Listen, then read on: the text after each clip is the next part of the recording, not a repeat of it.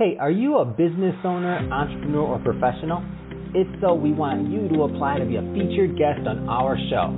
My name is Adam Torres, and I host the Mission Matters series of podcasts. I've recorded over 3,000 episodes, and we are just getting started. How do you know if you'd be a good guest to be on the show? Well, only one way to find out, and that's to apply, but I'm going to let you in on a little secret. We want guests that have a story to tell, guests with a brand, a product, or a service that can benefit my audience of listeners. If this sounds like you, go to missionmatters.com and click on Be Our Guest to Apply. I'd love to talk to you and get to know more about your story. Again, head on over to missionmatters.com and click on Be Our Guest to Apply. All right, now let's get into the show.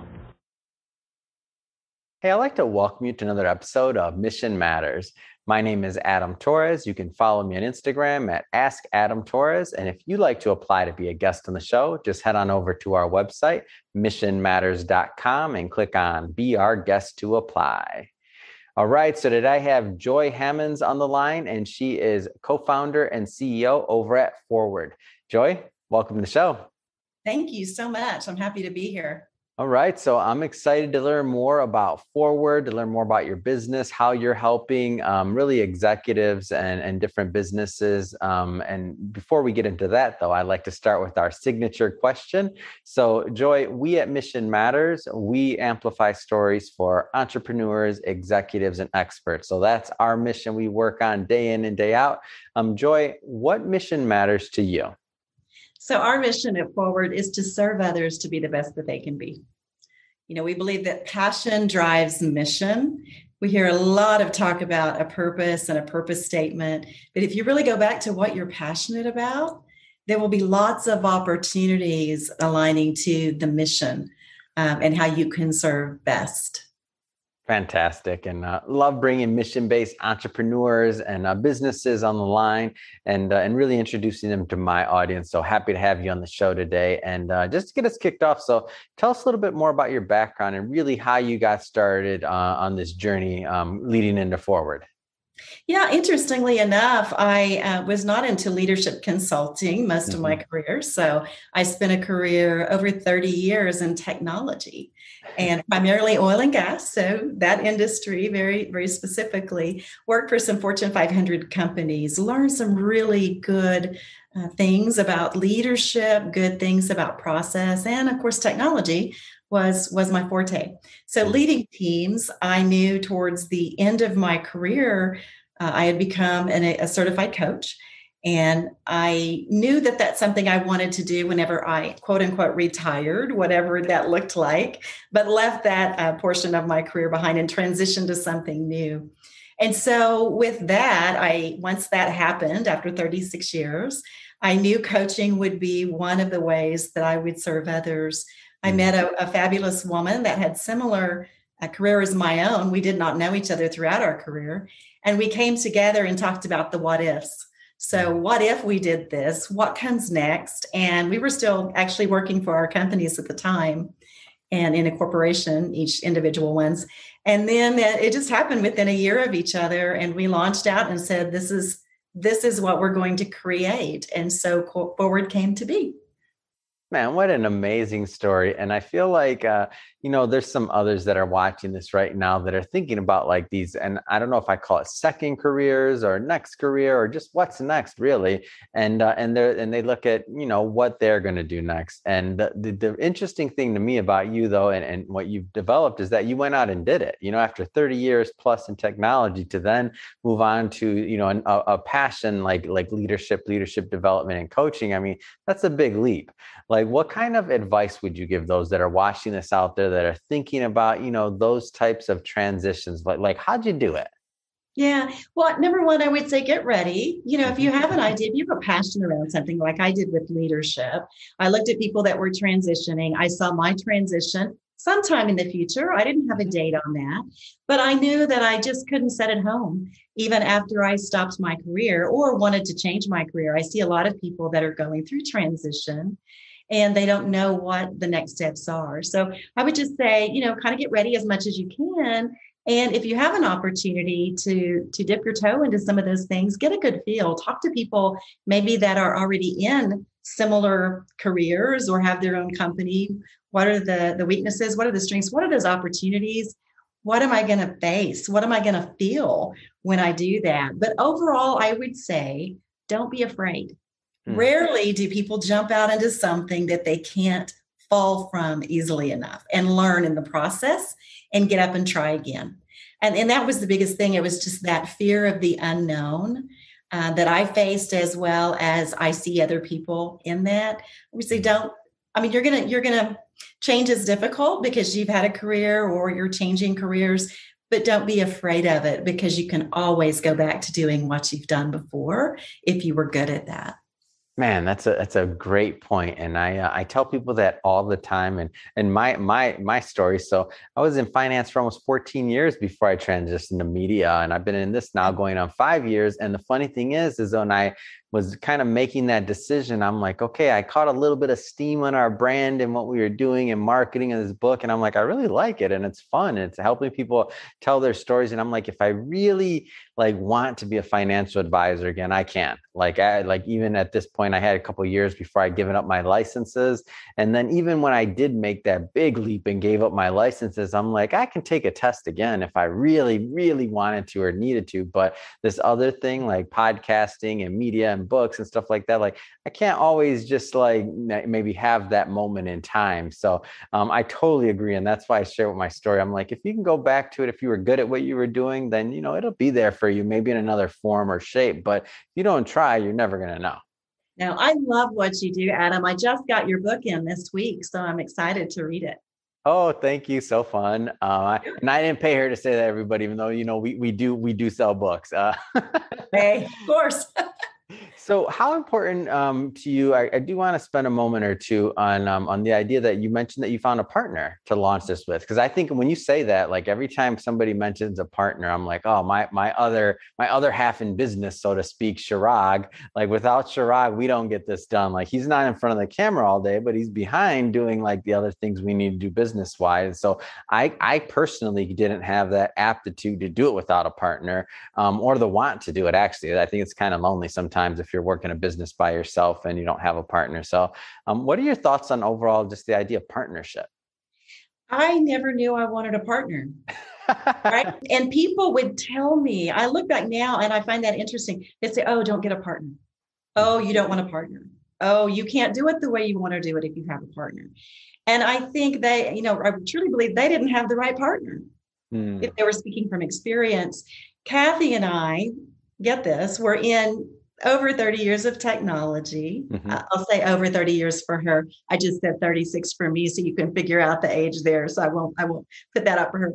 But we were in similar careers at different companies, both women in technology for oil and gas companies, did not know each other, got introduced during a retreat that we took, had one lunch.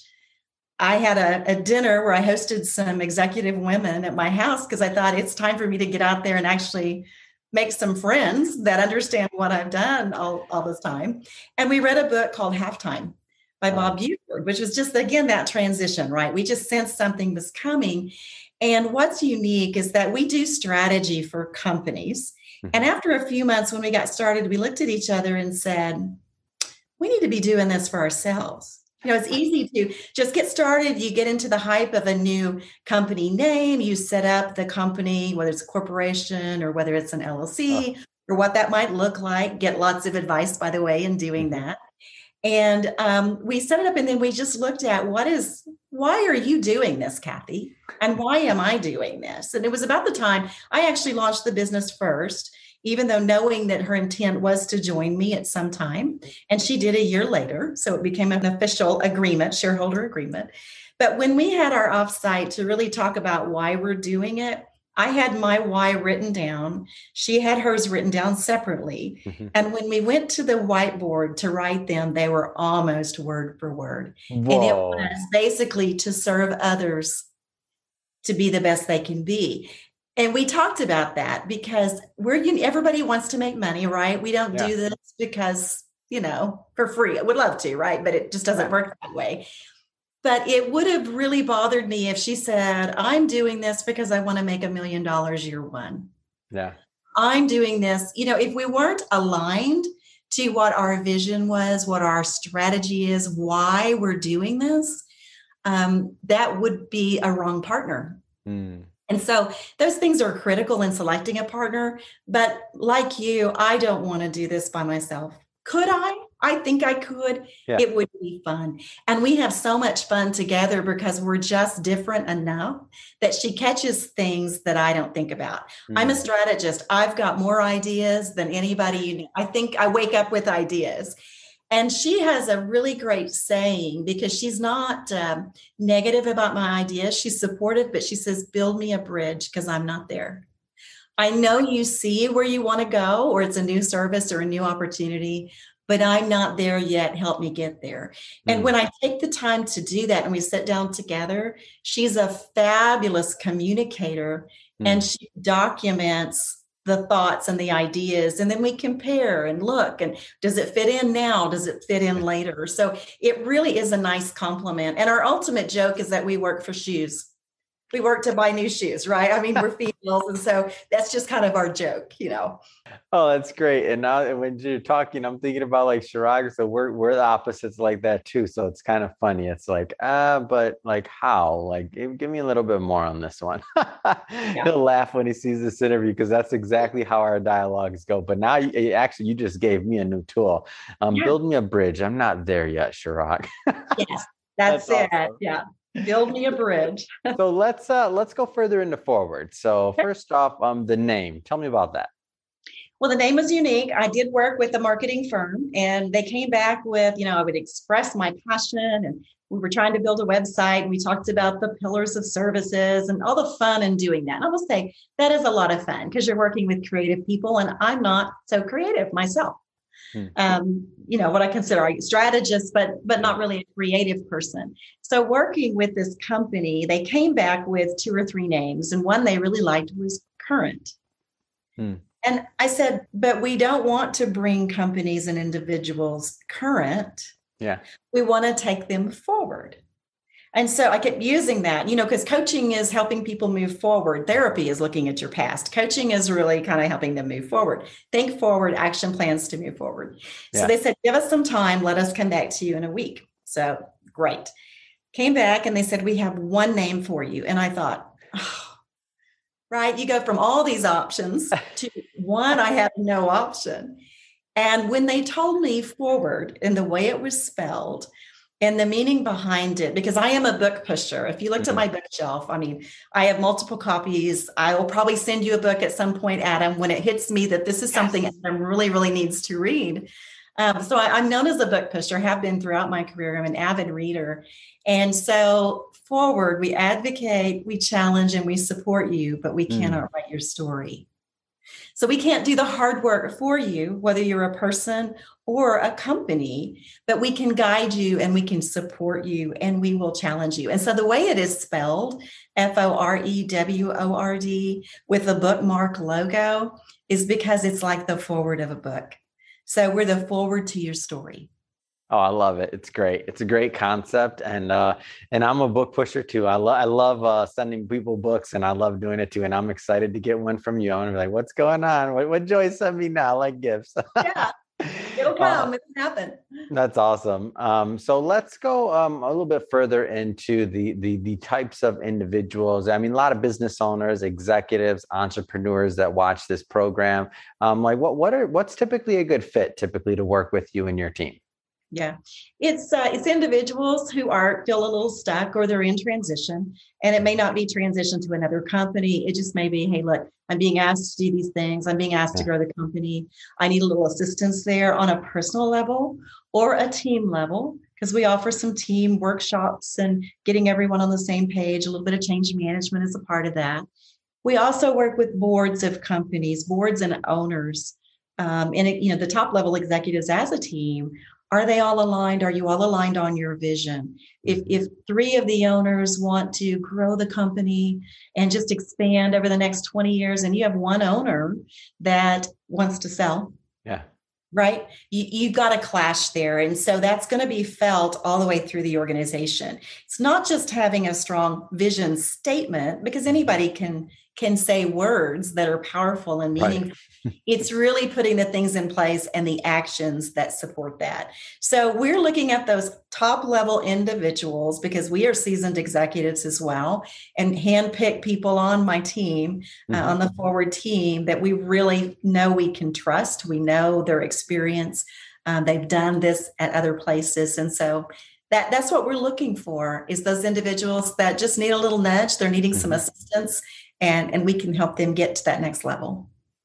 Can you tell me a little bit more about your process? And the reason I ask this is, I know there's many people also watching this that are like, leadership development, executive coach, and they've heard of it. They know what it is, but they've never done it, or maybe they have done it, but it wasn't exactly the right thing they were expecting. Like, tell us a little bit about your process. Yeah. So we are all the coaches that are being used in the company, including myself, are ICF certified coaches. And I want to dig into that just a little bit. People call themselves coaches, and that doesn't necessarily make it so, right?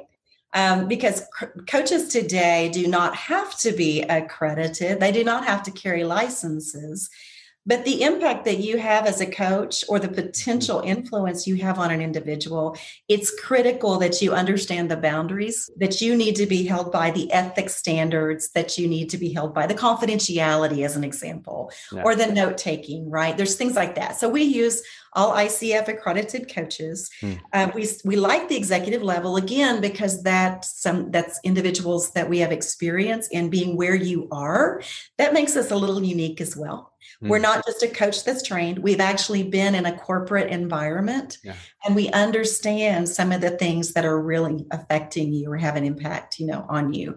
So then the leadership coaching, oftentimes we'll start with an executive or two or three, or a company that assigns us, several executives, moving into more of the team development.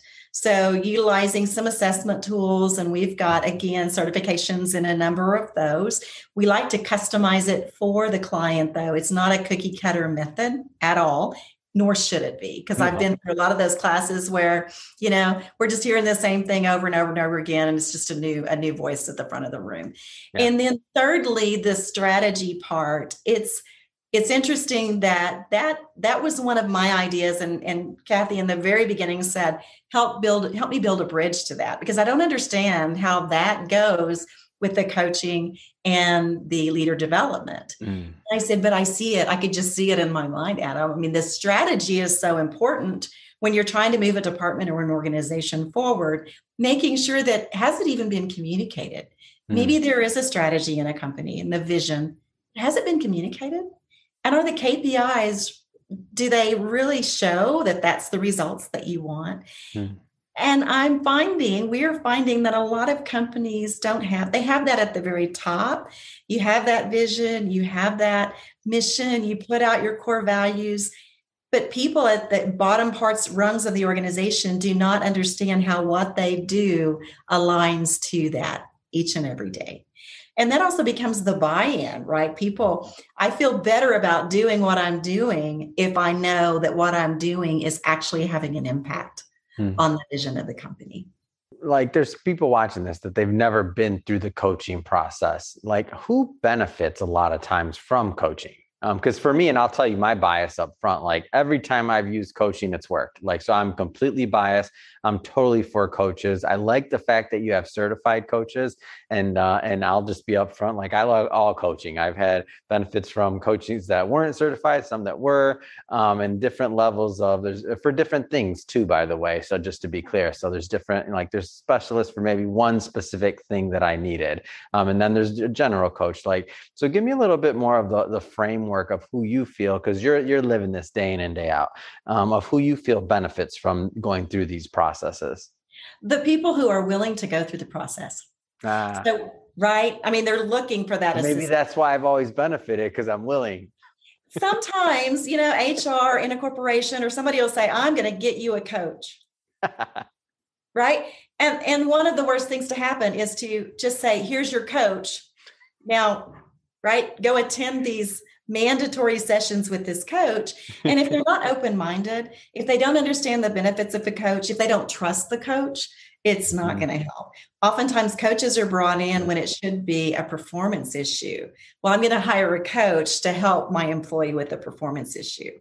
The individual, it needs to be them individually, even if their company is paying for it, that is getting the value out of it. A good coach should see that, pretty quickly and make the recommendation that this individual is not ready to be coached.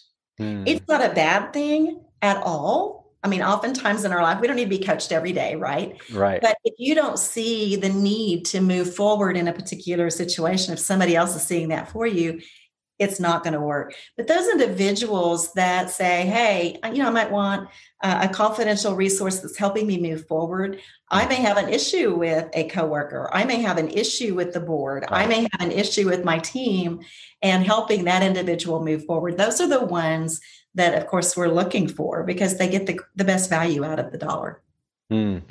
What's like an average time frame, if there is one, by the way, of like a coaching engagement for someone?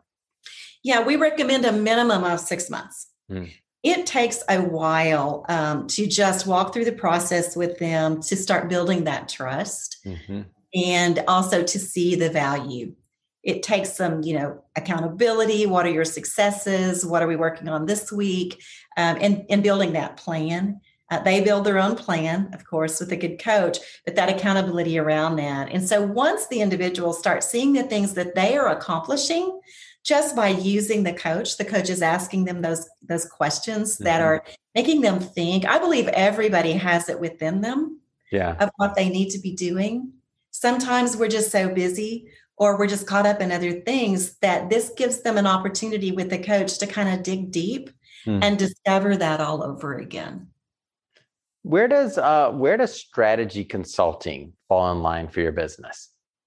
Yeah, strategy is typically for those executives, right, as a team, or they're struggling, or their boards, or it's a company that wants to expand into something that they don't know if it's a good fit for their organization and the way their vision is today, right? The way that they're in a healthcare company and they want to be in real estate, right? So does that make sense? Is it a good model? Do we really want to be in real estate, or are we really in healthcare and we just want to own our real estate as a part of our current business? Or are we actually looking to go build other facilities for other people to occupy? So strategy works in a lot of different ways. We can analyze and assess where they are today in their various business health.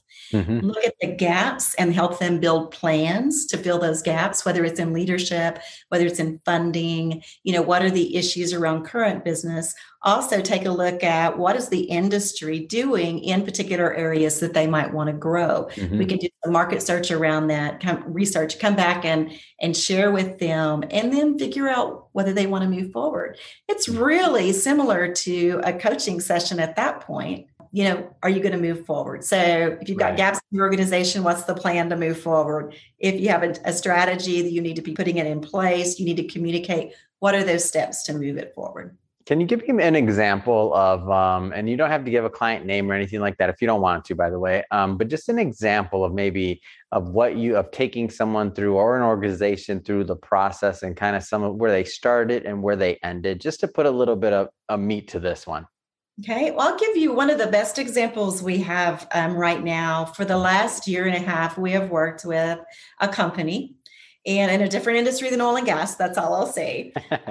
But we worked with them when we started at that executive coaching level. And the individuals at the top said, this is great. This is a benefit that I'm going to give my leaders, which is wonderful. So you had various leaders. Some were very accepting, some were not, some hesitancy. And I certainly understand, right? You don't know if they're confidential. You don't know if you can really talk about what's going on in the organization, and so it took some time to do that. We moved from that pretty quickly within like a quarter, so 3 or 4 months, into pulling the team together at that level and starting to identify how they communicate with one another and how they can build a better team. We did some team assessments and found out where they were and developed some plans for them, both individually and then as a team. That led into the board asking us to come meet with them and just give them a readout.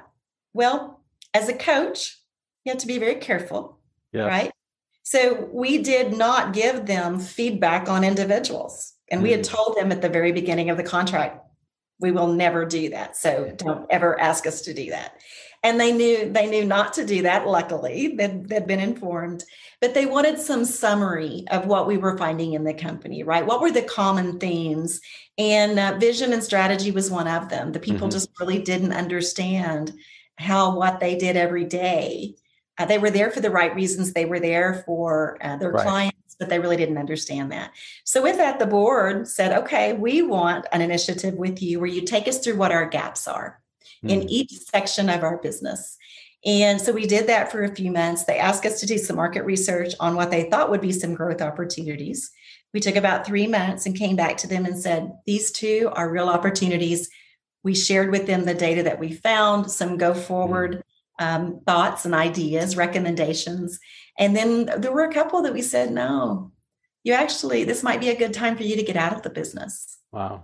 It was based on facts and it was recommendations. It was not decisions, Adam. So, having that executive expertise on our side helps us have confidence in doing that and building that trust with that level. And so with this one in particular, we said, you've got some great growth opportunities. And they were so excited. They're like, yes, great. I said, but time out. You got some foundational things that you need to fix, right? Because they've grown the company and it has been successful, but in order to grow it beyond where they are, they've got some people, process, and technology that need to be in place. And once it's in place, then they're going to be able to really, really take off. And so they understood that. They hired us actually to do that, provide some services there. And it's been interesting to see all of it come together. So starting at the executive coaching level, going through the team development, and then the strategy. It could easily start with working with a company on their strategy and then working with their executives individual, or maybe not at all. Maybe it's just working with him on their strategy. So we can split these apart, but they also fit very nicely in organizations. Wow, what a story. So it kind of came full circle there. So you started on one thing, it went further, and then it sounds to me like almost an interim type position serving there and implementation. So is that part of what you're offering now, or give me a little bit more on that end? It is. So we have the 3 pillars, which is the executive coaching, the leadership development, and then the strategy consulting. We are going to be expanding our strategy consulting. That's exciting. It is exciting, but we've seen the need and it's greater than we had anticipated. I knew that there would be some companies that needed that, but really, if nothing else, companies are needing validation of the vision that we created 5, 10, 15 years ago. Is it still true today? Are we still living that today? Or has it changed a bit because of the industry, because of the competition? What is it that we want to be? We don't want to be a blockbuster that stays on our corner, right? And I hate to use that as an example. No, it's a great one. That's the first thing that came to my head. I was thinking Blockbuster, Kodak. I'm like, like these, legacy, like amazing companies. And I'm thinking to myself, like, you don't want to be. I mean, it's true.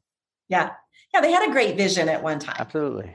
But you need to review that. You need to look at that and make sure it's still good, still valid.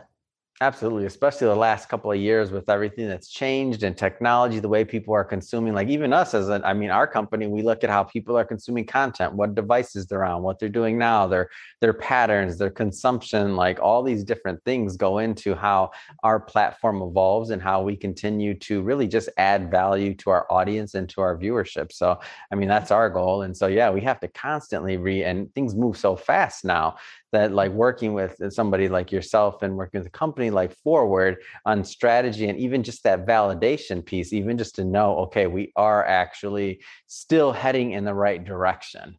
Like, because you don't want to wake up one day and say, wait a minute, it shifted, the market moved without us. We were paying attention on fulfilling and, our current clients and growing in what we were doing. And then we hit the ceiling and now we see why, because everything changed while we were fulfilling orders. That's right. And I use the term pretty often, let's slow down in order to speed up, right?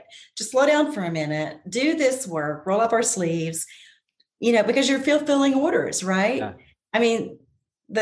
the heads are bopping and you're bopping them to try to keep them down. But if that means that you probably need some process put in place, you need some things to automate things where you're not just, hitting the moles, whacking moles all day long, where you actually have some time to think strategically, think about what your next steps need to be.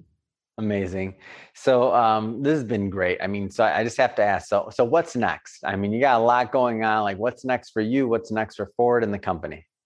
Yeah, it's interesting. So we're going to expand our services. As I said, the strategy specifically around that. You can probably tell I clearly have a passion about that. Just a little.